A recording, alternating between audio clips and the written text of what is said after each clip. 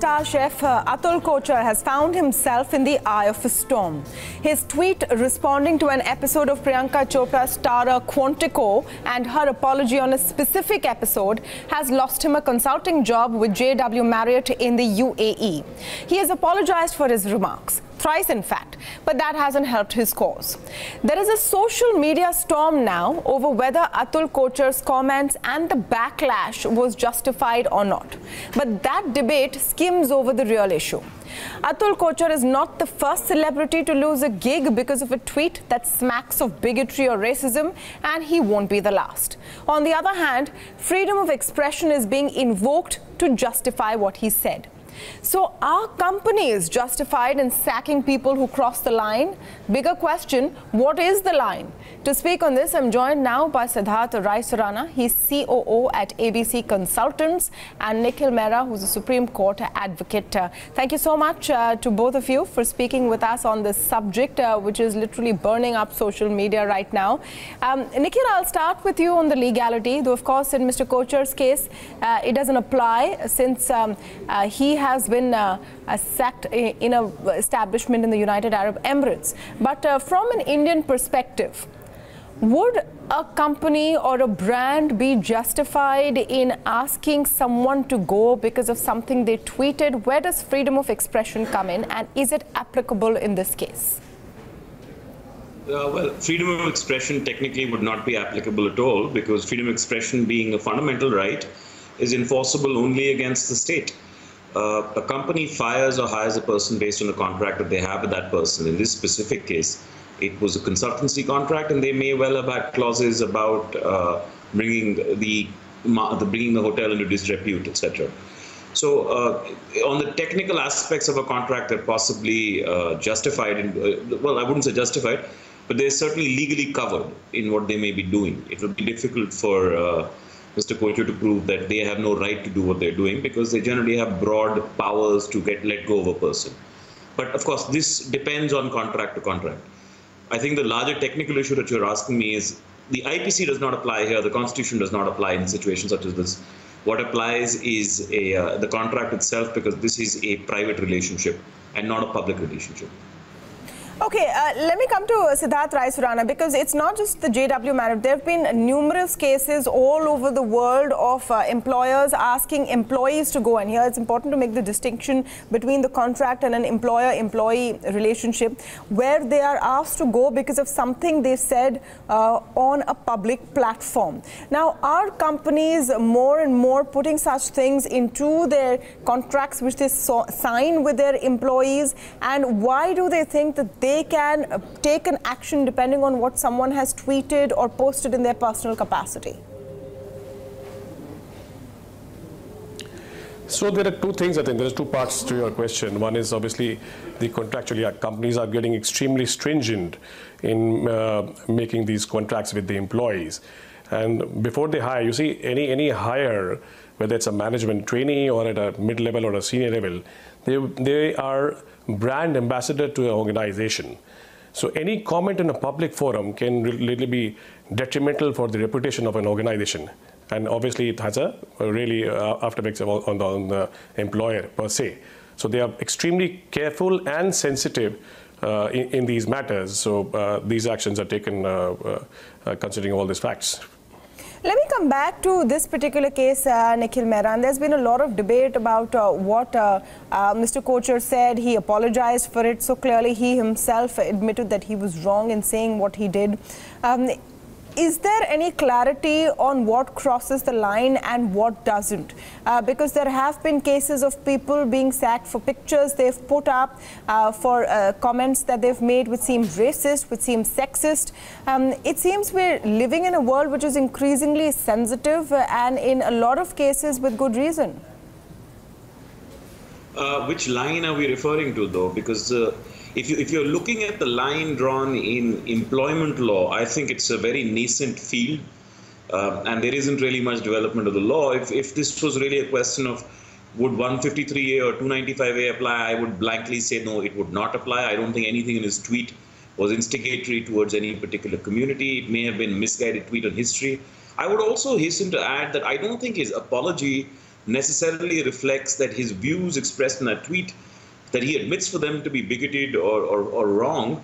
I think it's just a strategic requirement in the situation in which he finds himself, that he may suffer a greater economic loss if he doesn't come forward and show some level of contrition. I personally feel that there is oversensitivity here, and with oversensitivity what arises is that we become an echo chamber for opinions that we wish to hear. Companies may have good cause to protect their reputations as such, but it was very disappointing to see the way Twitter jumped on all of this. I mean, you want to establish a forum for free speech. You often sing paeans to free speech on Twitter when others are being shut down.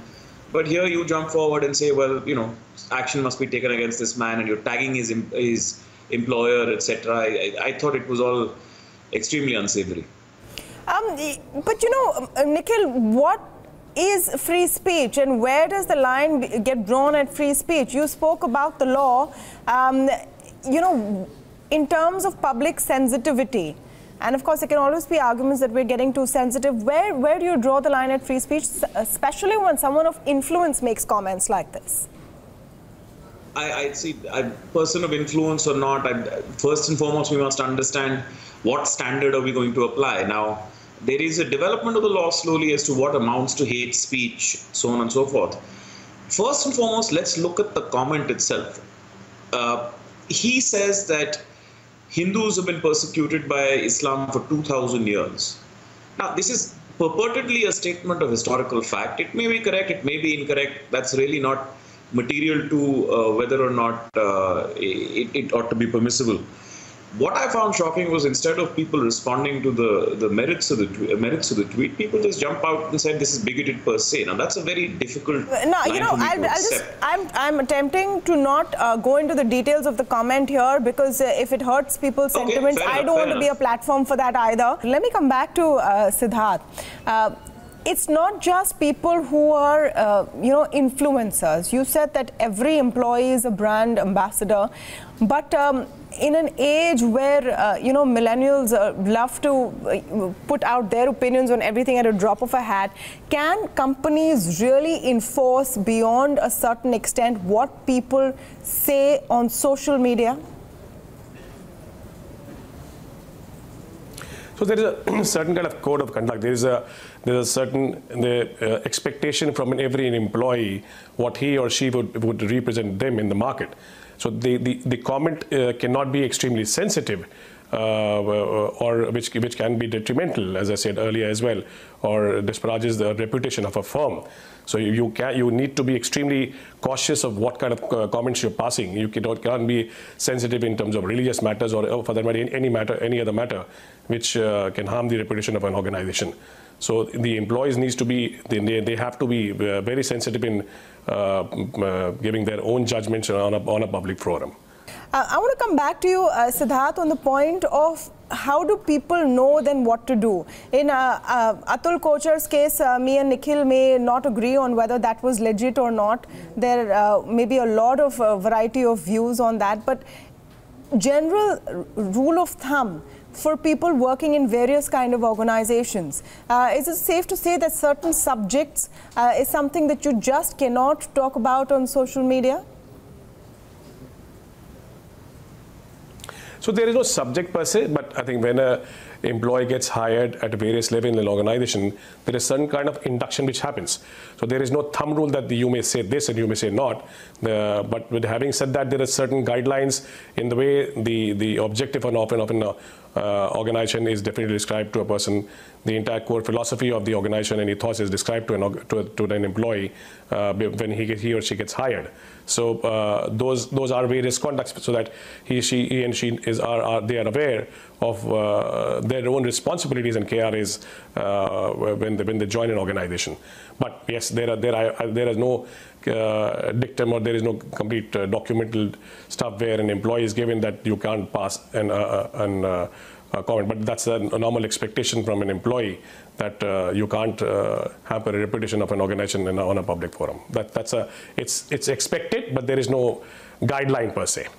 Maybe there should be, Nikhil, because it's very broad and vague. I mean, largely people understand that don't talk about perhaps religion, don't make comments which will be construed as racist, sexist as well. I hope more and more people will be more aware of that. But do you think that there is a need to set these things in some sort of guideline, if that is how it's going to be?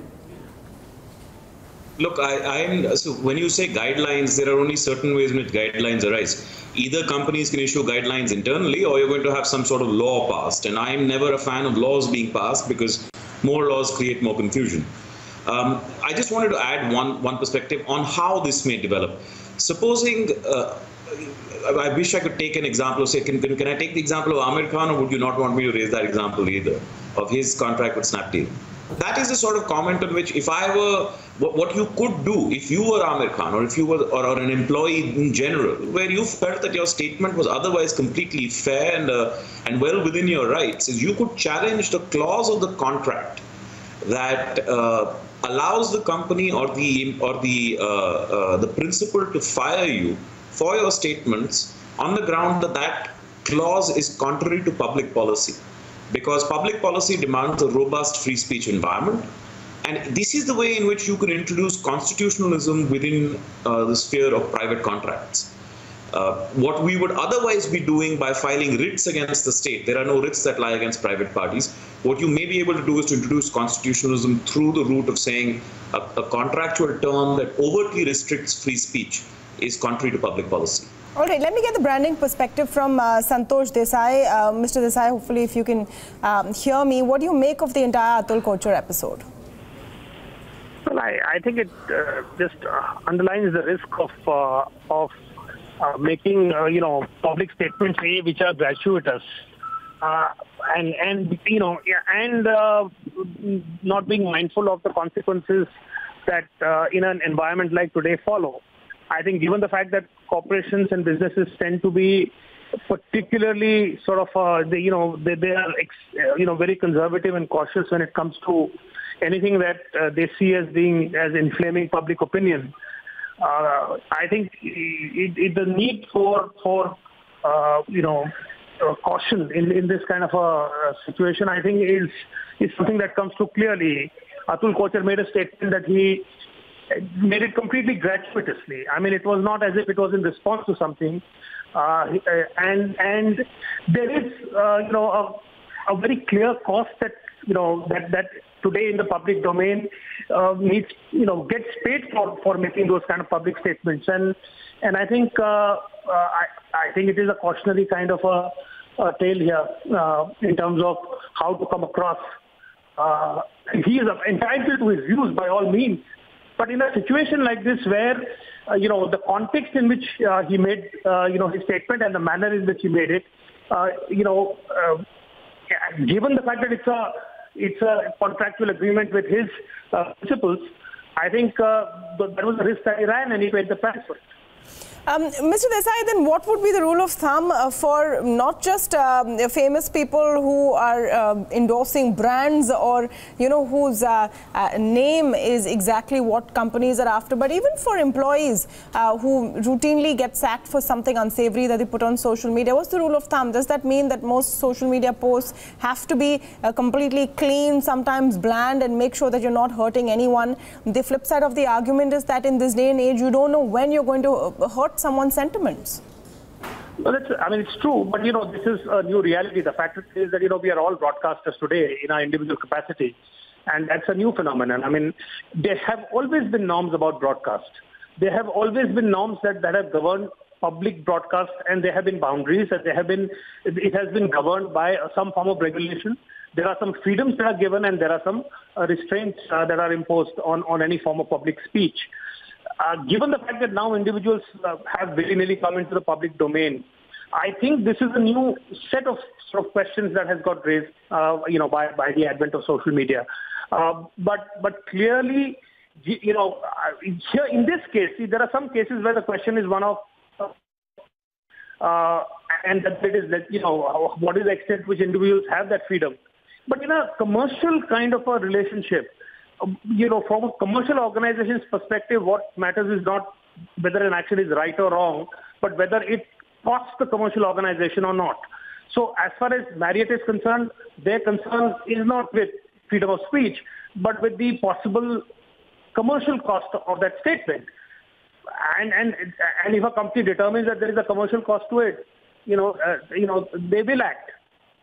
Absolutely. So what's the rule of thumb then for people who are engaged in social media? And a lot of us now, have become so vocal about our opinions on every touchy and tricky subject on social media. What's the rule of thumb in your view, Mr. Desai, on how to sort of play it safe, not offend people, but put your view across? Look, I mean, in a private conduct, we always are making a judgment. We are not, in our private conduct with colleagues and friends and associates, we don't always say what we really think. There is no God-given need for us to, vocalize our opinions all the time. There is no such. So we always, in our any public conduct is an exercise in making those judgments on a minute-by-minute basis. The fact that social media has a different set of advantages and costs is a similar kind of a social behavior that needs to be self-governed regulated by oneself. I mean, the consequences may be amplified in social media, but the concept of exercising restraint and a certain understanding of context is not new. Absolutely. Thanks so much, Santosh Desai, for speaking with us. Some important insights there, but I want to come back to Siddharth and Nikhil just to round up the conversation here.